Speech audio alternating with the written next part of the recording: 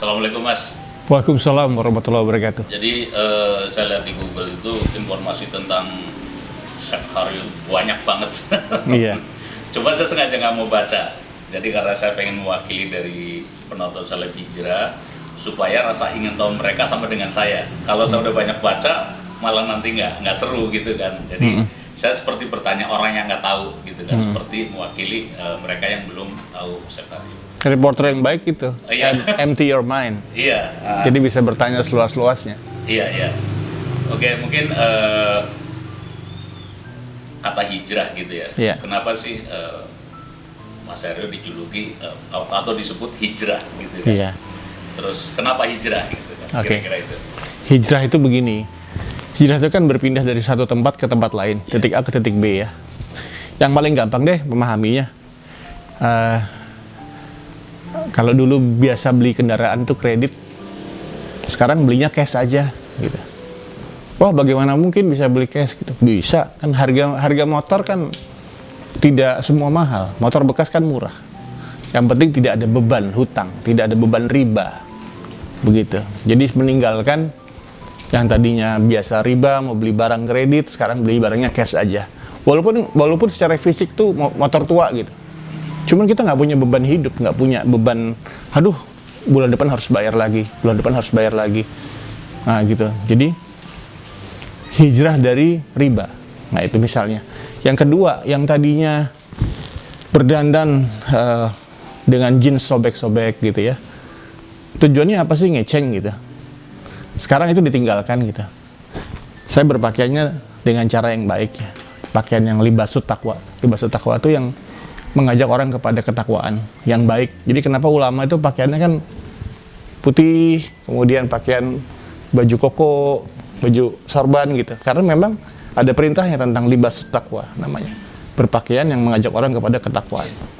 Saya bisa aja pakai baju sobek, jeans sobek, apa rambut panjang anting, tapi kan tidak menggambarkan Islami gitu loh. Itu aja. Yang tadinya ke salon, perempuan berdandan, bercantik-cantik, berwangi-wangi. Untuk apa? Untuk dilihat orang lain yang bukan muhrimnya. Kita kembalikan lagi ke sunnah. Cantik untuk siapa? Untuk suaminya dong, bukan untuk orang lain. Jadi yang tadinya bermakeup tebal, tidak bermakeup di luar, atau hanya sekedar tipis-tipis, sekedar pantas, tapi berdandan cantik di depan suaminya. Karena apa? Dia muhrimnya, dia yang paling berhak menikmati kecantikan istrinya. Itulah hijrah. Yang tadinya nongkrong, menghabiskan waktu dengan teman-teman, pulang larut malam. Kalau cara Rasul ya, Rasul tidak pernah begadang kecuali dalam keadaan sangat perlu, sangat penting. Dia tidur jam 10, gunanya apa tidur jam 10? Supaya kita bisa sholat subuh. Nah, itulah namanya hijrah. Jadi kembali ke Al-Quran dan Sunnah. Gitu loh Mas. Bukan hijrah yang berat gitu, bukan. Ya. Terus kaitannya dengan Mas Haryo sendiri seperti apa? Kenapa kok disebut hijrah? Berarti kan berada dari satu posisi yang tidak sebenarnya ke yang sebenarnya. Iya, karena ketidaktahuan. Jadi masa kecil saya itu dulu itu sangat liberal, kalau saya boleh dibilang tuh liberal tuh begini. Aku diajarkan adab sama orang tua, adab baik, tidak mencuri, tidak berbohong. Tapi orang tuaku tidak mengajarkan aku dasar agama. Nah, setelah dewasa banyak pengalaman hidup terbentur, kemudian akhirnya ternyata setelah saya belajar Islam, ternyata adab yang diberikan sama orang tua saya itu kok sangat dekat dengan Islam. Jadi disempurnakan di Islam. Begitu. Singkat kata. Iya. Liberal seperti apa gambarannya? Liberal seperti apa?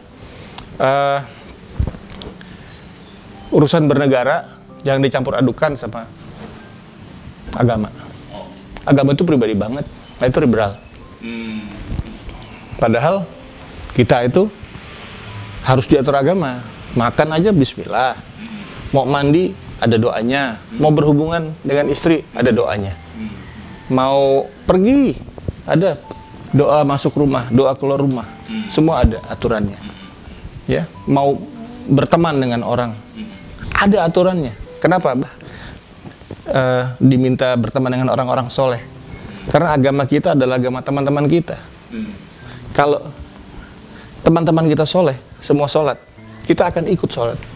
Tapi kalau teman-teman kita, teman-teman yang meninggalkan sholat, kita akan bisa jadi tidak sholat. Gitu. Terus apa faedahnya berkumpul dengan orang-orang yang masih mabuk-mabukan misalnya?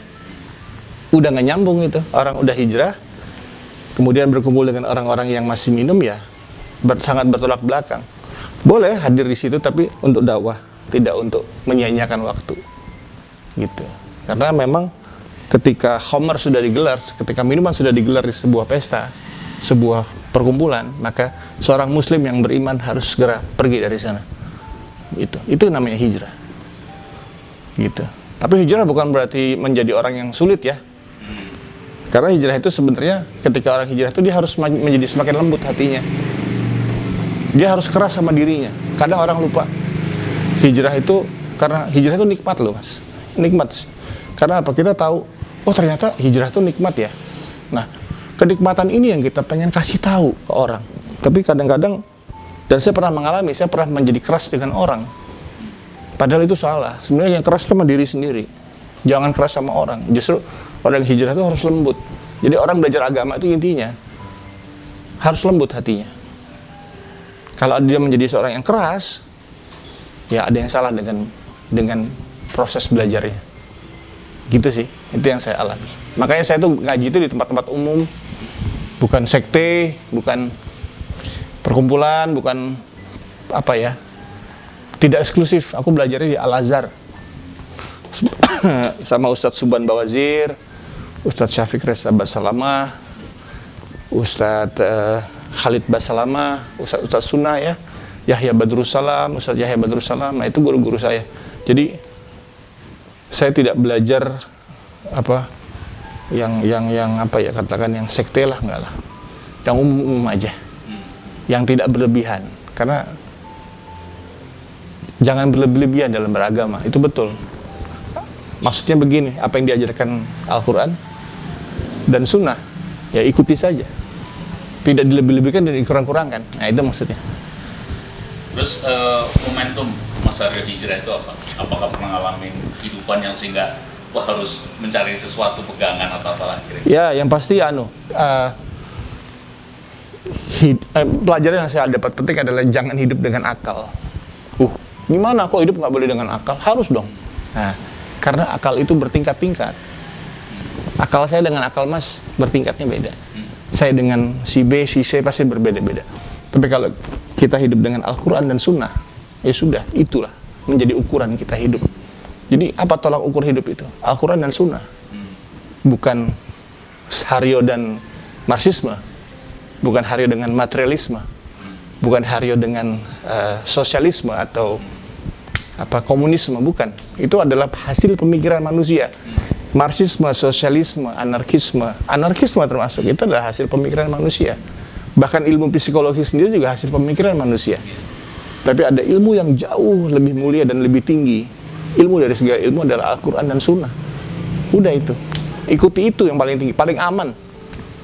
Aku tuh baca buku banyak. Suka baca buku.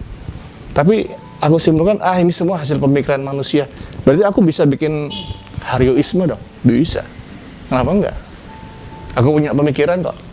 Mas juga punya pemikiran. Bikin aja isme-isme sendiri.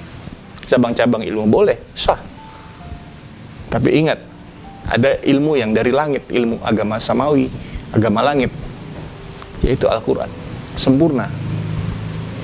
Ilmu dari segala ilmu itu sempurna, ada di Al-Quran. Begitu. Apa yang membuat saya turning point ya? Ya itu, lelah dunia.